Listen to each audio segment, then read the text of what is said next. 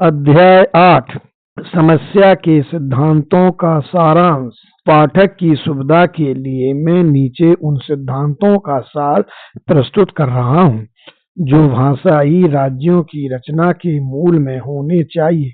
उनका पिछले पृष्ठों में उल्लेख हो चुका है, लेकिन वे बिखरे हुए हैं। यहाँ मैं उन्हीं सिद्धांतों को दोहराता हूँ। 1. मिश्रित राज्य अपनाने का विचार सर्वथा त्याग दिया जाना चाहिए। 2. प्रत्येक राज्य एक भाषी होना चाहिए, अर्थात एक राज्य एक भाषा। 3. एक राज्य एक भाषा के फॉर्मूले को एक भाषा एक राज्य से गड्ढमड्ढ नहीं करना चाहिए। 4. एक भाषा एक राज्य के फॉर्मूले का अर्थ यह है कि सभी लोग जो एक भाषा बोलते हैं एक ही शासन के अधीन रखे जाएं, चाहे क्षेत्रफल, जनसंख्या और उस भाषा के बोलने वालों की परिस्थितियों में कितनी ही भिन्नता क्यों न हो। बंबई को शामिल करके एक संयुक्त महाराष्ट्र का निर्माण करने के लिए किए गए आंदोलन के मूल में यही विचार निहित है। यह एक बेतुका फॉर्मूला है जिसकी कोई मिसाल नहीं मिलती। इसका परित्याग किया जाना चाहिए। एक ही भाषा बोलने वाले लोगों को एक से अधिक राज्यों में बांटा जा सकता है, जैसा कि संसार के अन्य भागों में किया जाता है। 5. एक ही भाषा बोलने वाले लोगों को कितने राज्यों में बांटा जाए, यह इन बातों पर निर्भर करेगा। 1. कारगर प्रशासन की अपेक्षाएं। 2. विभिन्न क्षेत्रों की आवश्यकताएं। 3. विभिन्न क्षेत्रों के लोगों की भावनाएं। और 4. बहुमत तथा अल्पमत के लोगों का अनुपात। 6. ज्यों-ज्यों राज्य का क्षेत्रफल बढ़ता है, अल्पसंख्यकों का बहुसंख्यकों के साथ अनुपात घटता जाता है और अल्पसंख्यकों की स्थिति नाजुक हो जाती है तथा बहुसंख्यकों के लिए अल्पसंख्यकों पर अत्याचार करने के अवसर कई गुना बढ़ जाते हैं। इसलिए यह जरूरी है कि राज्यों का आकार छोटा हो। 7. बहुसंख्यकों के अत्याचार को रोकने के लिए अल्पसंख्यकों को संरक्षण दिया जाना चाहिए। ऐसा करने के लिए संविधान में संशोधन किया जाना चाहिए और बहुसदस्य निर्वाचन क्षेत्र 2 या 3 पर आधारित पद्धति के लिए, जिसमें संचित मतदान की व्यवस्था हो, प्रावधान किए जाने चाहिए। भाग 4 भाषावार राज्यों की समस्या। अध्याय 9 व्यवहार्यता। क्या 3 महाराष्ट्रीय राज्य बने रह सकते हैं? क्या उनका राजस्व उनके व्यय के लिए पर्याप्त हो सकता है? ऐसा प्रश्न उठाया जाना स्वाभाविक है। यह बात नहीं कि इस प्रकार का प्रश्न केवल महाराष्ट्र के संबंध में ही किया जा सकता है। यही प्रश्न भारत के अनेक राज्यों के बारे में भी किया जा सकता है।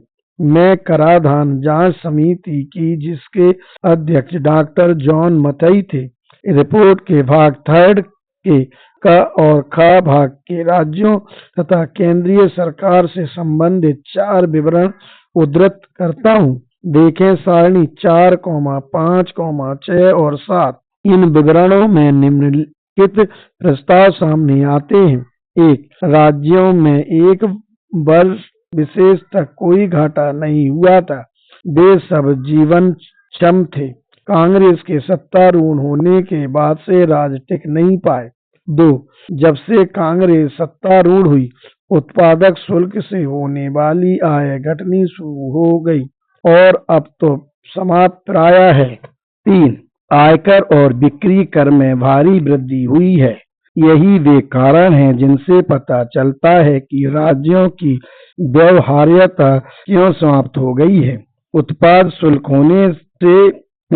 शुल्क से होने वाली आय एक मिथ्या सिद्धांत पर बलि कर दी गई, जिसका ना कोई अर्थ और ना ही कोई वास्तविकता। जहाँ तक नशाबंदी की नीति का संबंध है जो कांग्रेस ने अपनाई थी, निम्नलिखित निष्कर्ष बेखटके और बिना किसी चुनौती की आशंका के निकाले जा सकते हैं। 1. राजस्व की एक भारी राशि व्यर्थ ही गवा दी गई। 2. जनता ने मद्यपान करना नहीं छोड़ा अवैध शराब का भारी मात्रा में उत्पादन हो रहा है और वह चोरी छिपे जनता को बेची जा रही है। 3. इससे सरकार ने जो धन खोया वह अवैध निर्माता ने पा लिया। 4. मद्य निषेध ने समाज को भ्रष्ट कर दिया है। पहले तो परिवार में केवल पुरुष सदस्य ही शराब पीते थे क्योंकि वे ही शराब की दुकानों पर जा सकते थे। अब अवैध शराब का निर्माण घर घर में होने लगा है। जो शराब अब घरों में बनती है उसे पुरुष स्त्री दोनों पीते हैं। 5. मद्य निषेध के कारण सरकार को राजस्व की हानि तो हुई ही है, इसके अलावा उसे शराबबंदी लागू करने के लिए पुलिस पर भी अधिक खर्च करना पड़ता है।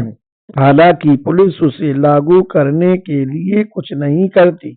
इस मद्य निषेध से क्या फायदा है जो निषेध नाम मात्र को भी नहीं करता।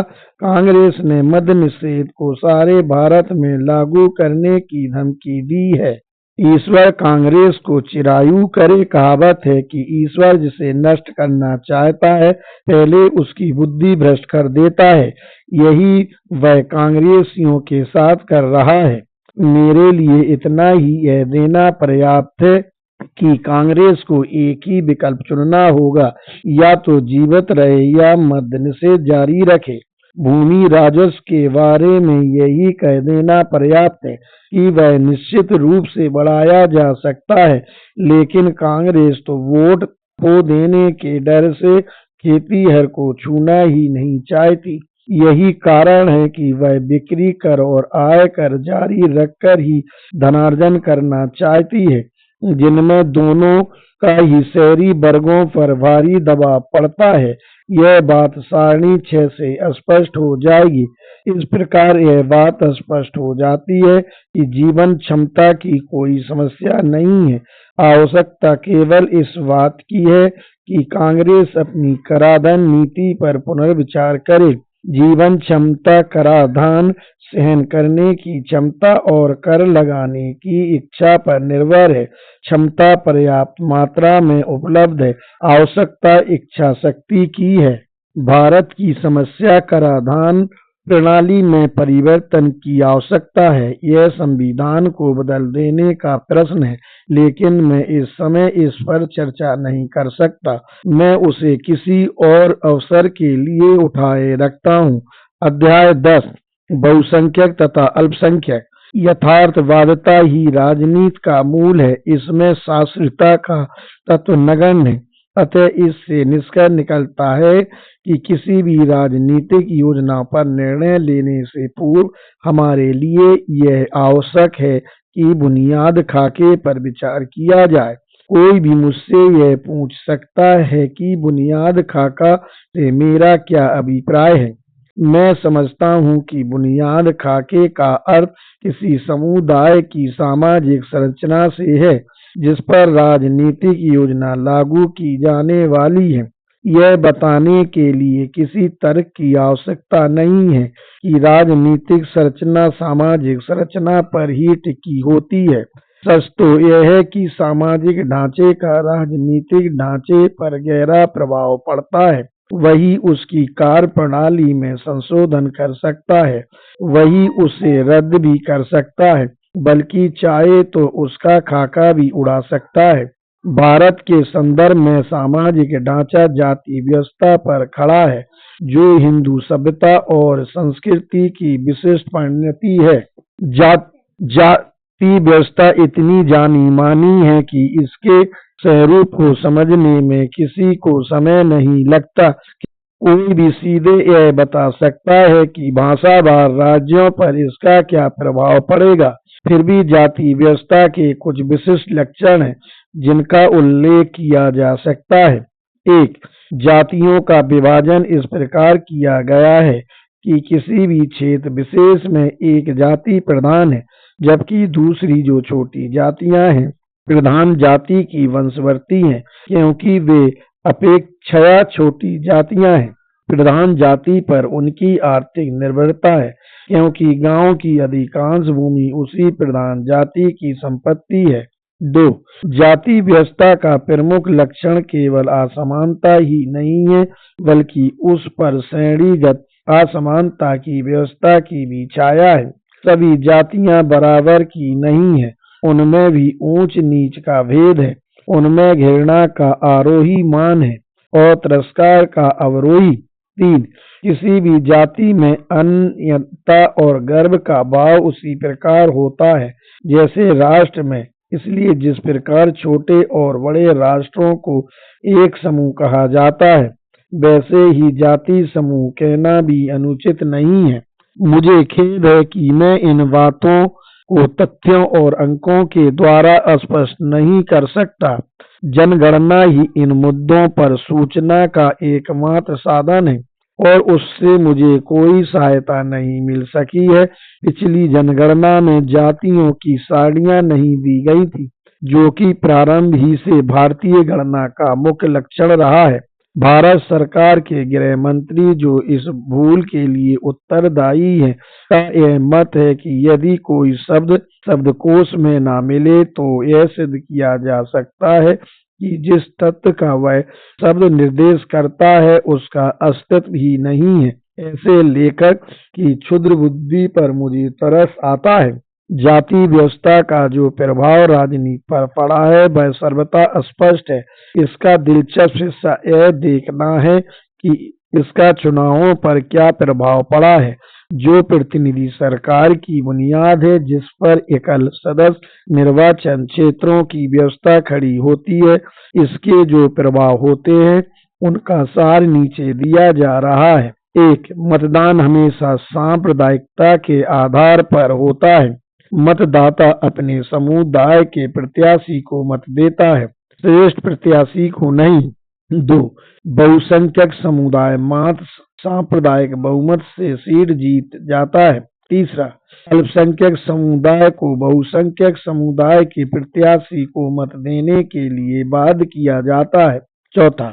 अल्पसंख्यक समुदाय के इतने मत नहीं होते कि उनका उम्मीदवार बहुसंख्यक समुदाय द्वारा खड़े किए गए उम्मीदवार के विरुद्ध सीट जीत ले। 5. उच्चतर प्रधान समुदायों का मतदाता श्रेणीबद्ध असमानता की सामाजिक व्यवस्था से प्रभावित होने के कारण अल्पसंख्यक समुदाय के किसी उम्मीदवार को अपना वोट देने की उदारता कभी नहीं जुटा सकता, बल्कि इसके विपरीत अल्पसंख्यक समुदाय का मतदाता, जिसका सामाजिक स्तर निम्न है, अपना मत बहुसंख्यक समुदाय के प्रत्याशी को देकर स्वयं को गौरवान्वित अनुभव करता है। यह एक और कारण है जिससे अल्पसंख्यक समुदाय का उम्मीदवार चुनाव हार जाता है। यह देखा गया है कि कांग्रेस हमेशा विजयी होती है। यह कोई नहीं पूछता कि कांग्रेस ही क्यों जीतती है। इसका एक ही उत्तर है कि कांग्रेस बहुत लोकप्रिय है। लेकिन कांग्रेस लोकप्रिय क्यों है? इसका सही उत्तर यह है कि कांग्रेस हमेशा ऐसे उम्मीदवार खड़े करती है जो उन जातियों के हैं जिनका निर्वाचन क्षेत्र में बहुमत है। जाति और कांग्रेस का चोली दामन का साथ है। कांग्रेस की जीत का एकमात्र कारण यह है कि वह जाति व्यवस्था का अनुचित लाभ उठाती है। जाति व्यवस्था के अशुभ परिणाम भाषाई राज्यों की रचना के फलस्वरूप निश्चय ही और भी गहरे हो जाएंगे। अल्पसंख्यक समुदाय को कुचल दिया जाएगा। यदि कुचला गया तो उन पर अत्याचार होगा, इनका उत्पीड़न किया जाएगा, उनके साथ भेदभाव बढ़ता जाएगा और उनके साथ कानून की दृष्टि में न समानता का व्यवहार किया जाएगा, न सार्वजनिक जीवन में उन्हें बराबरी के अवसर प्रदान किए जाएंगे। लॉर्ड एक्टन ने राष्ट्रों के इतिहास और उनकी विचारधाराओं में होते आए परिवर्तनों का अच्छा वर्णन किया है।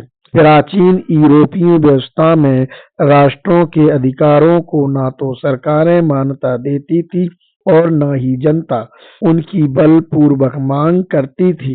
राष्ट्रों की नहीं बल्कि शासक परिवारों का हित शासन के नियंत्रण का आधार था और प्रशासन चलाते समय जनता की इच्छाओं का कोई ख्याल नहीं रखा जाता था।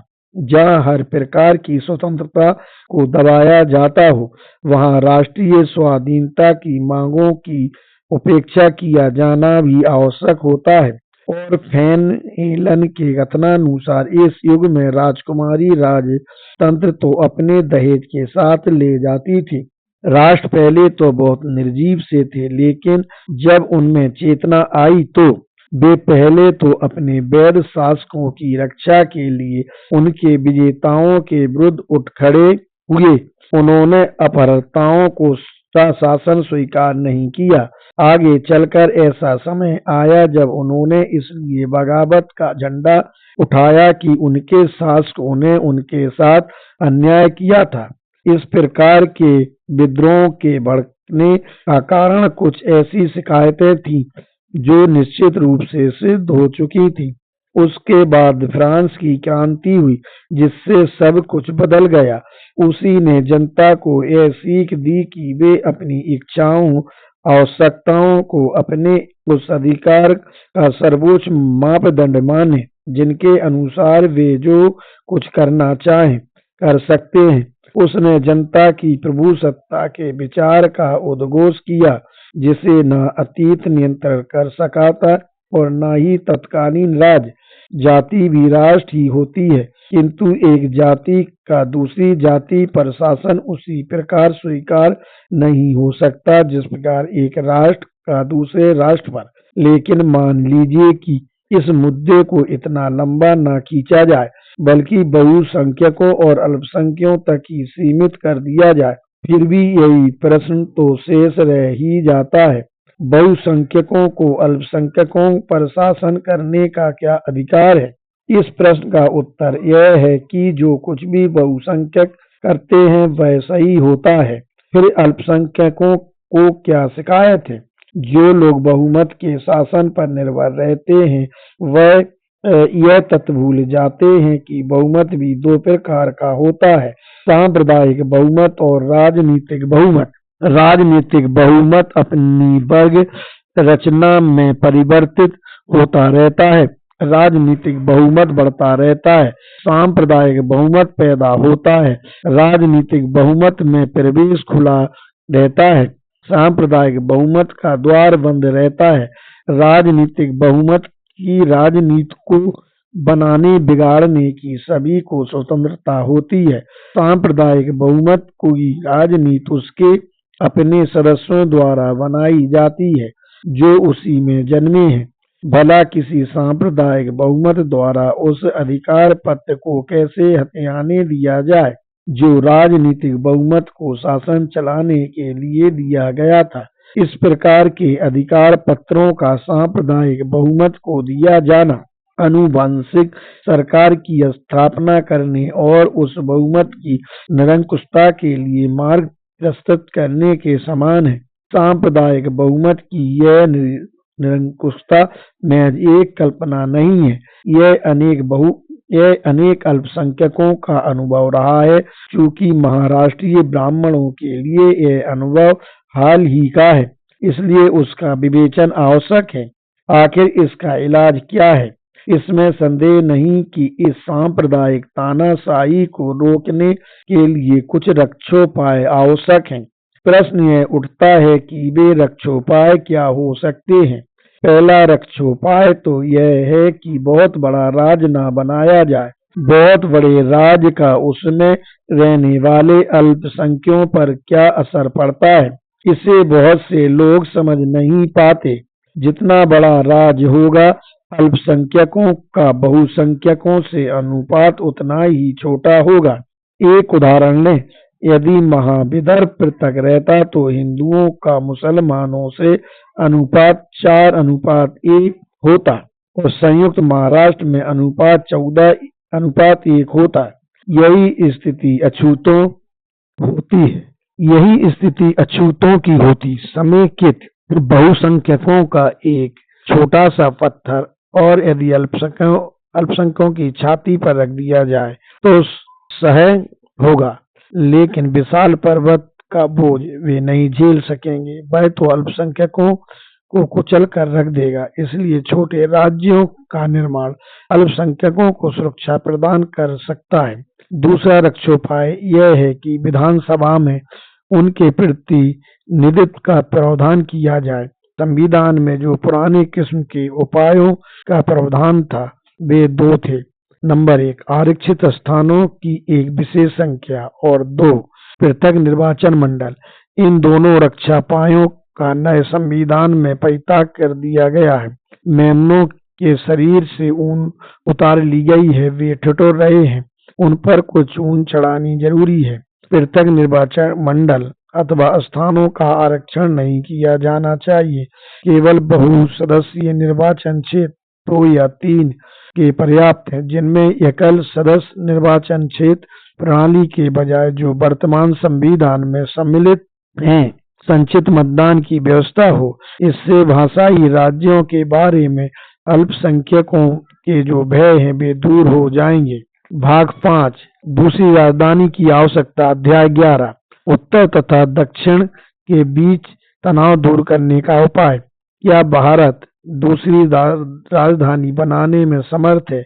यह कह देने से कि भारत की इस समय एक राजधानी है, समस्या से पिंड नहीं छुड़ाया जा सकता। यदि भारत की राजधानी ऐसे स्थान पर स्थित नहीं है जो सभी के लिए संतोषजनक हो, तो अब समय आ गया है कि इस प्रश्न पर विचार किया जाए। अंग्रेजों के भारत छोड़ने के बाद से अब तक भारत की एक ही राजधानी रही है और वह दिल्ली है। अंग्रेजों के आगमन के पहले भारत की हमेशा 2 राजधानियां रही हैं। मुगलों के शासनकाल में भारत की दिल्ली में एक राजधानी थी और कश्मीर में श्रीनगर दूसरी। जब अंग्रेज आए तब उनकी भी 2 राजधानियां थी, एक कलकत्ता और दूसरी शिमला।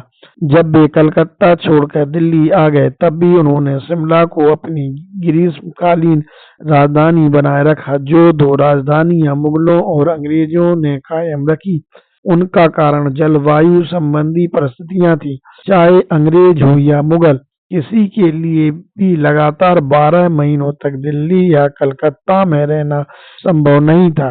दिल्ली की गर्मी मुगलों के लिए असह्य थी, इसलिए उन्होंने गर्मी के महीनों के लिए श्रीनगर को अपनी दूसरी राजधानी बनाया। इसी प्रकार कलकत्ता की गर्मी अंग्रेज सहन नहीं कर सकते थे, इसलिए उन्होंने भी एक दूसरी राजधानी स्थापित की। मौसम की इन परिस्थितियों में अब 3 और परिस्थितियां जोड़ी जानी चाहिए।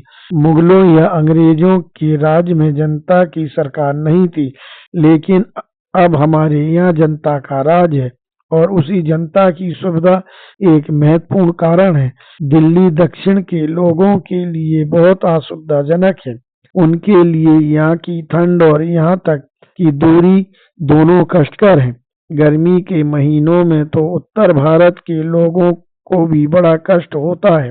वे तो इसलिए कोई शिकायत नहीं करते कि वे अपने निवास स्थानों के और सत्ता स्थल के निकट हैं। इस कारण दक्षिण भारतीयों की भावनाएं हैं। और तीसरा है प्रतिरक्षा।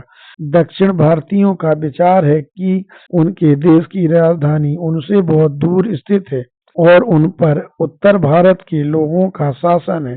तीसरा कारण जाहिर है और ज्यादा महत्वपूर्ण है, वह यह कि दिल्ली एक सहज वेद स्थान है।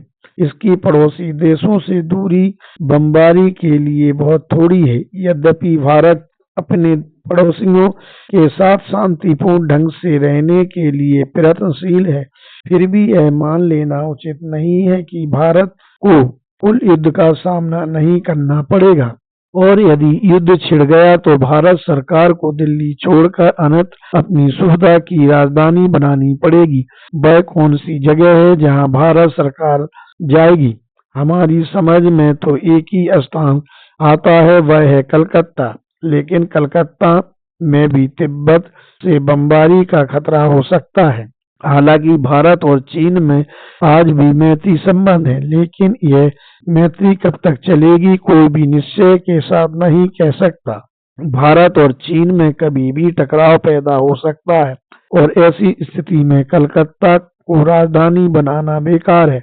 दूसरा शहर जिस पर केंद्र सरकार के शरण स्थल के रूप में विचार किया जा सकता है बम्बई है, लेकिन बम्बई एक बंदरगाह है और भारतीय नौसेना केंद्र सरकार के बम्बई आ जाने पर उसकी रक्षा करने में समर्थ नहीं हो सकता। क्या किसी चौथी जगह के बारे में भी सोचा जा सकता है? मेरी दृष्टि में ऐसी जगह हैदराबाद हो सकती है। हैदराबाद सिकंदराबाद और बोलारम को मुख्य आयुक्त के प्रांत के रूप में गठित करके उसे भारत की दूसरी राजधानी बनाया जा सकता है। हैदराबाद भारत की राजधानी की सभी आवश्यकताएं पूरी करता है। उसकी सभी राज्यों से समान दूरी है। जो भी निम्नलिखित सारणी पर दृष्टिपात करेगा यह महसूस करेगा। बम्बई बम्बई दिल्ली से मील, हैदराबाद से मील। बम्बई दिल्ली से 798 मील दूर, हैदराबाद से 440 मील दूर। कलकत्ता दिल्ली से 867 मील दूर, हैदराबाद से 715 मीटर दूर।